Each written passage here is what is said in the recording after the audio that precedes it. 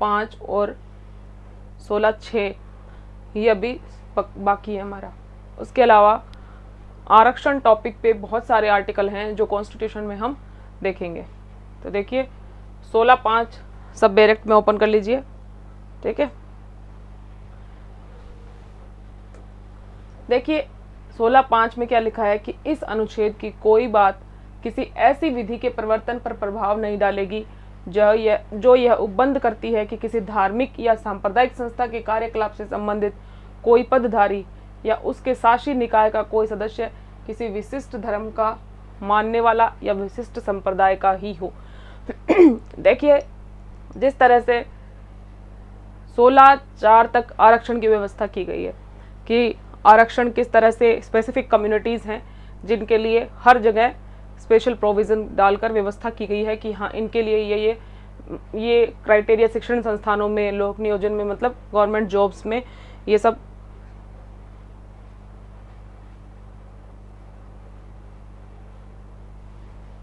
उनके लिए व्यवस्थाएं हैं। तो जो 16(5) है वो ये बताता है कि कुछ सांप्रदायिक संस्थान हैं जिनमें आप आरक्षण का दावा नहीं कर सकते हैं। जिस तरह SC, ST, OBC और EWS कम्युनिटी के द्वारा और बहुत सारी कम्युनिटीज़, बहुत सारे ऐसे क्राइटेरिया बनाए गए हैं, विडो है, हैंडीकैप्ड है, ऐसे करके बहुत सारे क्राइटेरिया बनाए गए हैं। इस अनुच्छेद की कोई बात कि 16 में जितने प्रोविज़न बताए गए हैं, कौन कौन से, कि 16 1 बताता है, 2 बताता है, 3, 4, 4A, 4, 5 कि किस तरह से हमने पूरा 16 को देखा है कि एक ये बताता है हमको कि नागरिकों के लिए अवसर की समता होगी। दूसरे में कुछ बताए गए हैं कि धर्म, मूलवंश, जाति, लिंग, उद्भव, जन्म स्थान और निवास, इनके आधार पर किसी तरह का भेदभाव नहीं किया जाएगा। जो तीसरा है कि संसद राज्य के लिए या संघ राज्य क्षेत्र के लिए मतलब निवास के आधार पर स्पेसिफिक प्रोविज़न डाल सकती है। इस अनुच्छेद की कोई बात राज्य को पिछड़े हुए नागरिकों के किसी वर्ग के पक्ष में जिनका प्रतिनिधित्व राज्य के अधीन सेवाओं में पर्याप्त नहीं है, नियुक्तियों में राज्य के अधीन नियुक्तियों में जो व्यवस्था है वो 4 बताता है, और 4A और 4B ये दोनों हमने बहुत डिटेल में पढ़े हैं।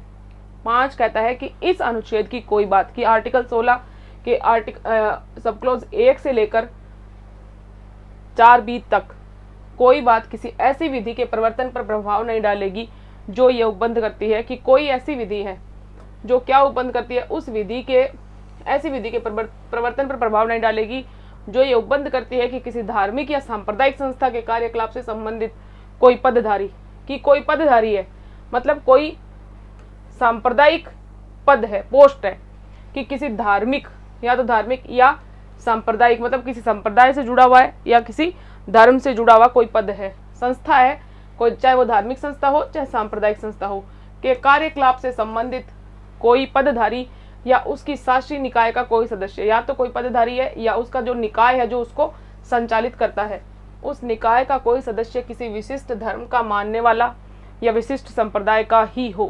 कि अगर कोई विधि है जो ये बताती है कि इस सांप्रदायिक संस्था या फिर इस धार्मिक संस्था या फिर इनका कोई भी ये जो निकाय इनको संचालित करते हैं उनके मेंबर्स इस मतलब अगर कोई विधि है वो ये कहती है कि इस विशिष्ट धर्म के होंगे, कि देखिए जो धर्म से जुड़े या संप्रदाय से जुड़े जो भी संस्थान होते हैं, निकाय होते हैं, जैसे मंदिर हो गए, उनके ट्रस्ट हो गए, उनमें स्पेसिफिक प्रोविजंस होते हैं कि ये अपने से जुड़े नियम खुद बना सकते हैं, ये एक लॉ भी होता है।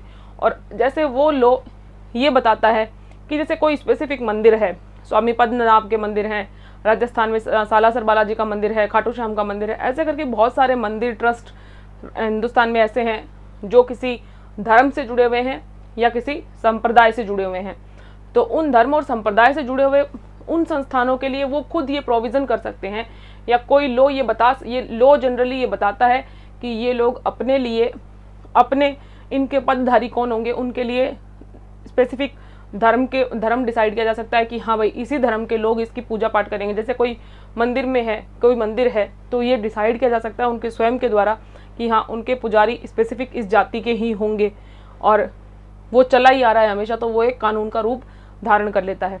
तो अगर ऐसा कोई पद है या कोई शासी निकाय है जिसके कोई सदस्य हैं वो किसी विधि के अधीन या स्वयं के कानूनों के द्वारा वो किसी विशिष्ट धर्म का मानने वाला या विशिष्ट संप्रदाय का ही हो, ऐसा कोई प्रोविजन कहीं पे है तो उसके लिए आरक्षित वर्ग के द्वारा ये डिमांड नहीं की जा सकती है। 5 का मतलब यही है कि आरक्षित वर्ग के द्वारा ये नहीं कहा जा सकता कि आप हमें इस जगह आरक्षण दीजिए, वहां पर आप आरक्षण का दावा नहीं कर सकते हैं।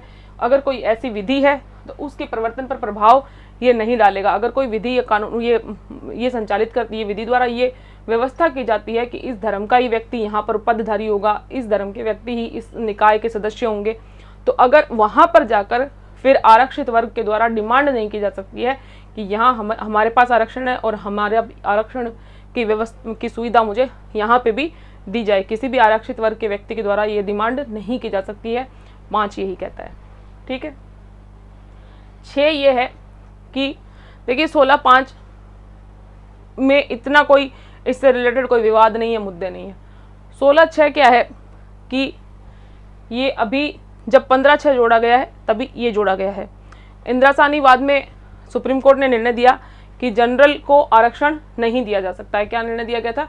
क्योंकि वहां पर एक शब्द था, जब ओबीसी का विरोध किया गया था इंदिरा साहनीवाद में, तो आर्थिक रूप से पिछड़ापन शब्द जो है उसमें उसके बारे में ये कहा गया था कि ये शब्द संविधान में नहीं है, इसलिए आप जनरल कैटेगरी को इस आधार पर आरक्षण नहीं दे सकते हैं। जिसके प्रभाव में क्या किया, मोदी सरकार ने 2019 में जनवरी में 103वां संविधान संशोधन किया और जिस तरह से 15(6) जोड़ा गया उसी तरह 16(6) भी जोड़ा गया। 16(6) के द्वारा क्या किया गया, सामान्य वर्ग के आर्थिक रूप से पिछड़े हुए लोगों को सेवाओं में, मतलब लोक सेवाएं जो गवर्नमेंट जॉब्स हैं उनमें 10% का आरक्षण का प्रावधान किया गया है। देखिए इसको देखते हैं बैरेक्ट में क्या लिखा है कि इस अनुच्छेद की कोई बात राज्य को विद्यमान आरक्षण के अतिरिक्त तथा प्रत्येक प्रवर्ग में पदों के अधिकतम 10% के अध्ययन 10% की व्यवस्था यहाँ पर की गई है। ये एक ही अनुच्छेद है जहाँ पर बाकायदा प्रतिशत बताया गया है कि अध्ययन खंड 4 में उल्लेखित वर्गों से भिन्न नागरिकों के क्या है कि जो 4 में बताए गए ना उनके अलावा जो भी बच्चे वर्गों से भिन्न नागरिकों के आर्थिक रूप से दुर्बल किन्हीं वर्गों के पक्ष में नियुक्तियों और पदों के आरक्षण के लिए कोई भी उपबंध करने से निवारित नहीं करेगी। कि आर्टिकल 16 के और जितने भी है, क्या लिखा है सबसे पहले, इस अनुच्छेद की कोई बात राज्य को विद्यमान आरक्षण के अतिरिक्त, एक तो क्या है जो अभी वर्तमान में आरक्षण है उससे ये अलग है के अतिरिक्त तथा प्रत्येक प्रवर्ग में पदों के अधिकतम 10% के कि हर एरिया में ये 10% है प्राप्त। ठीक है। देखिए 3 शब्द हैं, सामान्य वर्ग और आर्थिक पिछड़ापन और आरक्षण। और आरक्षण कितना है, 10%। किसको है, ईडब्ल्यूएस को, इकोनॉमिकली वीकर जो सेक्शन है उसको। ये जो ईडब्ल्यूएस को आरक्षण जो मिल रहा है जॉब्स में वो इसी आर्टिकल के तहत दिया गया है। किसके तहत, 16(6) के तहत। 103वां संविधान संशोधन के द्वारा ये धारा जैसे 15(6) जोड़ी थी वैसे ही ये 16(6) जोड़ी थी। तो जो पिछड़ेपन पर 10% का आरक्षण कहाँ है, ये 15(6) में कहाँ पे है, 15(6) में जो आरक्षण है वो है शिक्षण संस्थानों में। ये दोनों में डिफरेंस है 15(6) में और 16(6) में कि 15(6) आरक्षण देता है शिक्षण संस्थानों में, जबकि 16(6) कहाँ आरक्षण देता है आपको, ये सरकारी नौकरी में आरक्षण है। 16(6) आर्थिक रूप से दुर्बल वर्गों के पक्ष में नियुक्तियों और पदों के आरक्षण के लिए। ये शब्द ध्यान में रखना है कि नियुक्तियों और पदों के आरक्षण के लिए। इसका मतलब ये है कि जो 16(6) है वो देता है कहाँ पर, लोक नियोजन में, मतलब जॉब्स में। और 15 भी है नहीं, 15 में भी आप देखेंगे कि 15 का जो 6 है वो देता है शिक्षण संस्थाओं में। शिक्षण संस्थाओं में आरक्षण की व्यवस्था करता है 15(6), और जो लोक नियोजन में गवर्नमेंट जॉब्स में आरक्षण की व्यवस्था कहाँ की गई है, 16(6) में। यानी कि जहां भी गवर्नमेंट जॉब में अगर पूछा जाता है कि ईडब्ल्यूएस के लिए व्यवस्था कहाँ है गवर्नमेंट जॉब्स के लिए, तो उसका आंसर होगा 16(6). और अगर ये पूछा जाता है कि शिक्षण संस्थाओं में ईडब्ल्यूएस के लिए आरक्षण कहाँ है, तो उसका आंसर होगा 15(6). देखिए जिस इंदिरा साहनी ने ओबीसी आरक्षण को चैलेंज किया था 1992 में, जिसका डिसीजन आया था, तो जिस इंदिरा साहनी ने ओबीसी को चैलेंज किया था उसने इसको भी चैलेंज किया था 103वें संविधान संशोधन को, जो कोर्ट में चल रहा है। और रीजन क्या थे उसके, रीजन, फर्स्ट रीजन तो देखिए ये था कि 92 में इंदिरा साहनी इस बात में डिसीजन आया हुआ है कि ये 50% आरक्षण बताता है, और जबकि आप ये 10% जो आरक्षण दे रहे हैं एक्स्ट्रा, इससे क्या हो गया, ये 60% हो गया। मीन्स कि आप जो ये सुप्रीम कोर्ट की रूलिंग है उसके आप खिलाफ है ये काम। दूसरा बेस कि इंदिरा साहनी ने इसका विरोध 103वें संविधान संशोधन का क्यों किया, कि जो संविधान की जो आधारभूत संरचना है उसका उल्लंघन इसके द्वारा किया जा रहा है, क्योंकि जो बेसिक संविधान है उसमें आर्थिक पिछड़ापन शब्द प्रयोग नहीं किया गया था, जबकि आपने जो आर्थिक पिछड़ापन शब्द डाला है बाकायदा किसके लिए, वो भी जनरल कम्युनिटी के लिए। और इसलिए क्योंकि एक जब संविधान बना तो ये शब्द संविधान में नहीं था और वहाँ पर सामाजिक कल्याण का कंसेप्ट बताया गया था और इस शब्द का प्रयोग नहीं किया गया था। तो आपने ये जो आर्थिक पिछड़ापन शब्द ऐड कर दिया है, उससे क्या जो सामाजिक न्याय का, जो सोशल जस्टिस का, जो कॉन्स्टिट्यूशन का जो कंसेप्ट है उसका आपने उल्लंघन किया है। दूसरा आधार ये इंदिरा साहनी के द्वारा विरोध में किया गया। पहला तो क्या है कि आपने 50 से प्लस करके क्या कर दिया है, ये 60% कर दिया, तो इसलिए आपने सुप्रीम कोर्ट की रूलिंग को की ये खिलाफत है।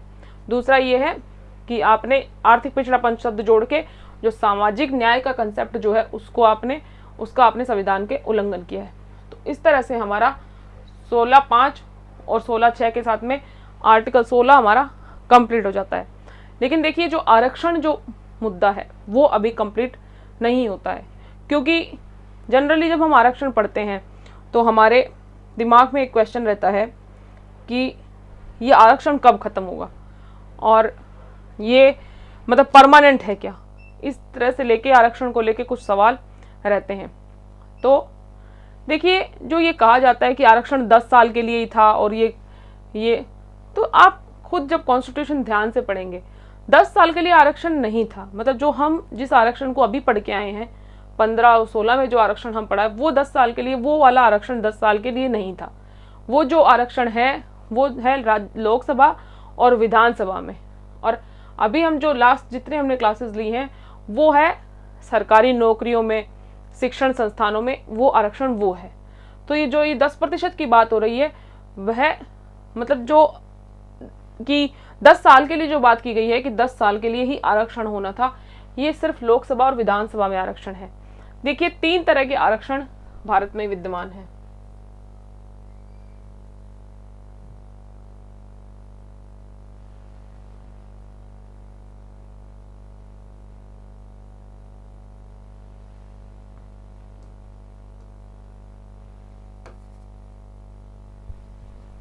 देखिए एक है शिक्षण संस्थानों में,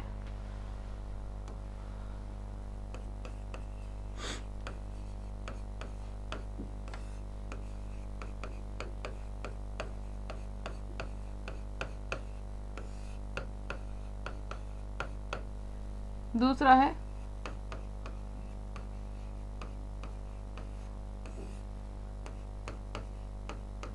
सरकारी नियोजन,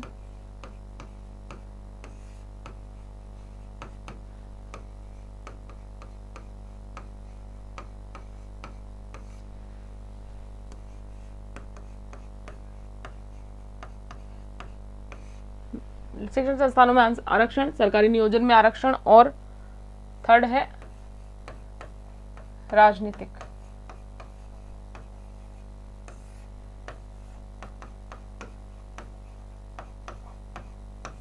ये 3 तरह के आरक्षण हमारे संविधान में बताए गए हैं। ठीक है, देखिए जो शिक्षण संस्थानों में आरक्षण है वो कहाँ कहाँ बताता है, 15(4), 15(5) और 15(6), 15(4), 5 और 6, ये 3 जगह ये बताता है। ठीक है, 16(4), 16(4)A, 16(4)B और 16(6), ये आर्टिकल कहाँ बताते हैं, जॉब्स में। 16(4), 16(4)A, 16(4)B और 16(6), ये बताता है गवर्नमेंट जॉब्स में। और राजनीतिक आरक्षण हमें कहाँ कहाँ देखने को मिलता है, 330, 31,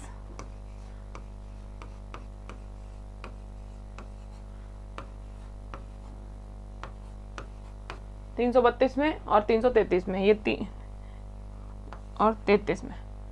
ठीक है, 30 भी आप इसमें ऐड कर लें। 323।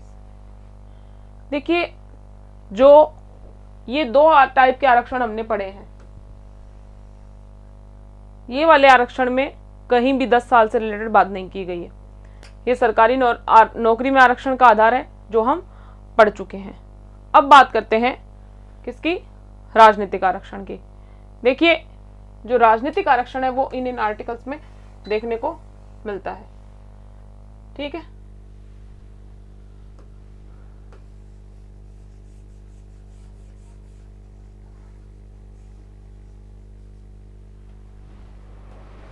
कहाँ कहाँ, 30, 31, 32 और 33 में।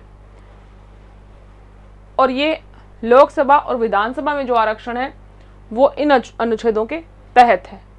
ठीक है, और फिर इन अनुच्छेदों को प्रेरणा लेकर ही क्या किया बनाए गए, 243 डी टी, मतलब पंचायती राज संस्थाओं में आरक्षण, नगर पालिकाओं में आरक्षण, इनकी बात करते हैं। कौन कौन, 243 डी, 243 टी, ये सब।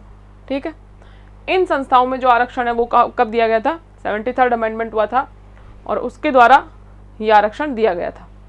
और इसी तरह से सेम जैसे 243 डी है, ये और ये 73 और 74 दोनों अलग अलग संविधान संशोधनों से जोड़े गए हैं। 243 में टी में तहत दिया गया कहाँ पे, नगर पालिका में। तो आपको ये सारी बातें पता होनी चाहिए कि जो ये पॉलिटिकल रिजर्वेशन है इसका प्रावधान 10 साल के लिए किया गया है, ना कि जो हम पढ़ के आए हैं उनका। ठीक है,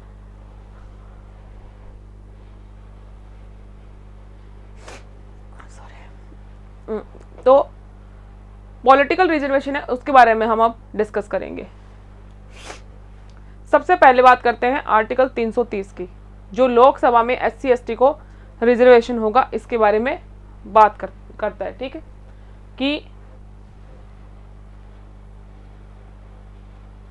330 में देखें, 330 आप जब पढ़ेंगे तो बहुत बड़ा आर्टिकल है कि लोकसभा में अनुसूचित जातियों और अनुसूचित जनजातियों के लिए स्थानों का आरक्षण। तो इसको आप पूरा डिटेल में पढ़ेंगे, उसकी बजाय आप इसकी जो हेडिंग है वही इसको डिफाइन करती है कि ये लोकसभा में SC और ST के लिए स्थानों को आरक्षित करता है। ठीक है, और 331 क्या है कि यदि राष्ट्रपति को लगता है, एंग्लो इंडियन, अभी जो मूल संविधान में जो चीजें थी हम उसको ही देख रहे हैं। ठीक है, 331 की राष्ट्रपति को लगता है कि अगर एंग्लो इंडियन जो है वो कहीं से चुनाव जीतकर नहीं आया है तो राष्ट्रपति उनको नॉमिनेट करेंगे। कितने एंग्लो इंडियन नॉमिनेट किए जाएंगे, 2 एंग्लो इंडियन। ठीक है, और उसका रीज़न क्या है कि इनकी कम्युनिटी जो है वो बहुत छोटी थी, तो इनका प्रतिनिधित्व ना हो, तो इनके प्रतिनिधित्व को बनाए रखने के लिए नॉमिनेशन की जो ये प्रोविज़न है वो डाले गए थे। तो अगर एक जीत कर आता है तो एक का नॉमिनेशन होगा, दोनों 2 जीत कर आते हैं तो फिर नॉमिनेशन नहीं होगा। आज तक कोई एंग्लो इंडियन जीत कर नहीं आया है, इसलिए राष्ट्रपति ने ही हमेशा मनोनीत किए हैं।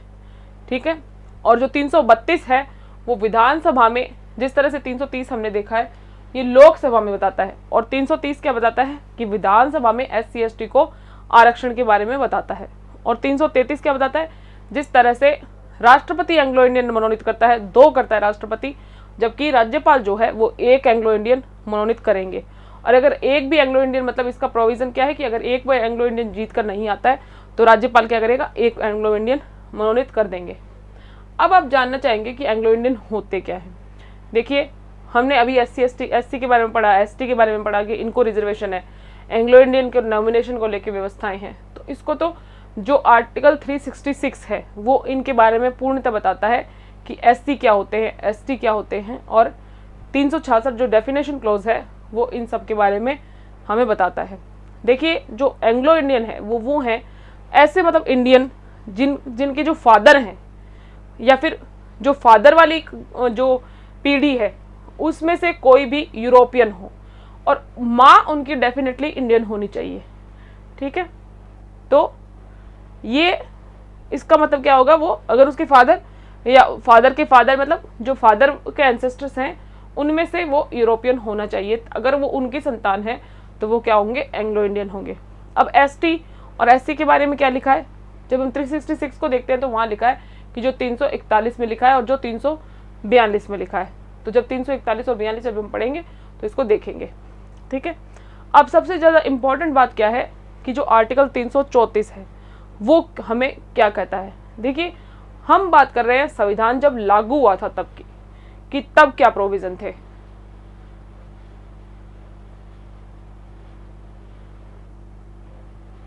देखिए 334 क्या कहता है, स्थानों के आरक्षण और विशेष प्रतिनिधित्व का कतिपय अवधि के पश्चात न रहना, इस भाग के पूर्वगामी उपबंधों में किसी बात के होते हुए भी, कि पहले जितने भी उपबंध थे उनमें इस भाग से पहले क्या लिखा है, लोकसभा में और राज्य की विधानसभाओं में, ये शब्द जरूर देखना है आप, कि लोकसभा में और राज्यों की विधानसभाओं में अनुसूचित जातियों और अनुसूचित जनजातियों के लिए आरक्षण संबंधी और लोकसभा में और राज्य की विधानसभाओं में मार्ग निर्देशन द्वारा आंग्ल भारतीय समुदाय के प्रतिनिधित्व संबंधी, कि जो अभी जो लास्ट हम जितने आर्टिकल पढ़ के आए हैं 330, 331, 332, 333 में जो प्रावधान है जितने हमने पढ़े, जो क्या बताता है, एंग्लो इंडियन के बारे में व्यवस्था बताता है और SC ST के बारे में, तो और अनुसूचित जनजातियों के लिए स्थानों के आरक्षण संबंधी और लोकसभा में इस संविधान के उपबंध, इस संविधान के प्रारंभ से खंड क के संबंध में 80 वर्ष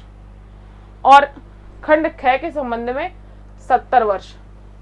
तो ये जब संविधान लागू हुआ तो यहाँ पे ये 10 वर्ष था जिसको बढ़ाया जाता है। तो ये जो 10 वर्ष जो बार में बढ़ते जाते हैं वो इनके लिए है, लोकसभा और राज्य की विधानसभाओं में, जो लोकसभा और राज्यसभा की जो लोकसभा और राज्यों की विधानसभा, सॉरी विधानसभा, राज्यसभा बिल्कुल भी नहीं है, राज्यसभा में आरक्षण नहीं है, लोकसभा में और राज्य की विधानसभाओं में, मतलब जो 330, 331, 32, 33 के तहत जो आरक्षण है उसके विषय में 10 साल का कॉन्सेप्ट है। जो ये 10 साल जो हर साल बढ़ता रहता है ना, अमेंडमेंट करके बढ़ा दिया जाता है।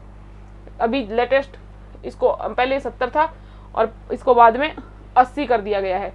खंड क का मतलब क्या है, लोकसभा और राज्य की विधानसभाओं के बारे में कितना था, कितना कर दिया गया 80, और खंड क इसके बारे में कितना कर दिया गया है 70 की विधान आंग्ल भारतीय समुदाय। तो ये वाली बात जो है ये 334 ये बताता है कि अगर किसी तरह का कोई परिवर्तन, ये जो 10 साल वाला जो प्रोविजन है जिसको लेके भ्रांतियां हैं कि आरक्षण 10 साल के लिए ही था और इसको क्यों बढ़ाते जा रहे हैं, तो वो जो नौकरी वाला और शिक्षण संस्थानों वाला आरक्षण है उसको लेके 10 साल की बात नहीं है।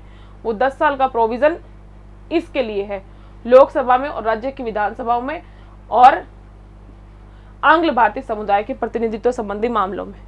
तो 334 के अनुसार 10 साल में जो भी है वो अभी तक समाप्त नहीं हुआ है, मतलब ये 10 साल बाद संविधान संशोधन कर इसे 10 साल बढ़ा दिया जाता है। और 2019 में 126वां संविधान संशोधन विधेयक लाया गया जिसमें 80 वर्ष करना मतलब प्रस्तावित था। इससे क्या हुआ कि जो 330 में लोकसभा में और 332 में विधानसभा में SC ST के लिए प्रोविजन, उसमें कितना कर दिया गया है, 80 साल कर दिया गया। अभी ये पहले 10-10 थी, फिर जैसे जैसे अमेंडमेंट होते गए हर 10 साल से अमेंडमेंट होते हैं और वो 10 की जगह आगे संख्या बढ़ा दी जाती है। और अब वो लेटेस्ट जो हुआ है वो है 80 वर्ष। 25 जनवरी 2020 को एक काम और हुआ था, वो क्या था, जो एंग्लो इंडियन वाले प्रोविजन है, मनोनयन की प्रोविजन जो है 25 जनवरी 2020 को उनको खत्म कर दिया गया था। ठीक है, एंग्लो इंडियन का मनोनयन का सिस्टम अब नहीं है। और ये किससे किया गया था, 104वें संविधान संशोधन के द्वारा। और ये फिर अमेंडमेंट हुआ कहाँ पे, ये हुआ था 334 में, कि जो ये 334 में 80 वर्ष कर दिए गए और एंग्लो इंडियन भी की व्यवस्था भी अब हटा दी गई है। ठीक है, सब क्लियर यहां तक।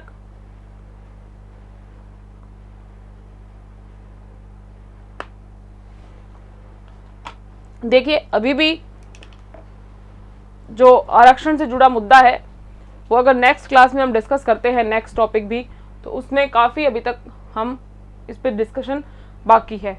आज थोड़ी तबीयत थोड़ी गड़बड़ है तो हम अभी यहीं तक पढ़ेंगे, जिसमें हमने 16.5 देखा है, 16.6 देखा है, और इसके अलावा हमने ये देखा है कि किस तरह से जो 10 साल वाली भ्रांति है वो जो 15 और 16 का जो आरक्षण है उससे संबंधित नहीं है। ये जो सब लोग बोलते रहते हैं कि 10 साल के लिए ही था, क्यों रख दिया ये, तो ये एक्चुअल में उससे जुड़ी हुई बात ही नहीं है। जो राजनीतिक आरक्षण है, मतलब लोकसभा में और विधानसभा में सीटों को लेकर, उनके प्रतिनिधित्व को लेकर जो आरक्षण है, उससे संबंधित है जो 334 हमें बताता है। और कहाँ से कनेक्ट करता है? ये 330 से, 31 से, 32 से और 33 से। तो अभी तक आपको ये समझ में आ गया होगा, जो 10 साल वाली बात बोली जाती है ये राजनीतिक आरक्षण से संबंधित है, ना कि शैक्षणिक और लोक नियोजन से संबंधित ये बात नहीं है। चलिए अब नेक्स्ट क्लास में पढ़ेंगे इसके आगे। अभी और थोड़ी चर्चा काफ़ी अभी बाकी है आरक्षण को लेकर। ठीक है, अगले क्लास में मिलते हैं। ठीक है बेटा, एंजॉय करिए नवरात्रि। Good night.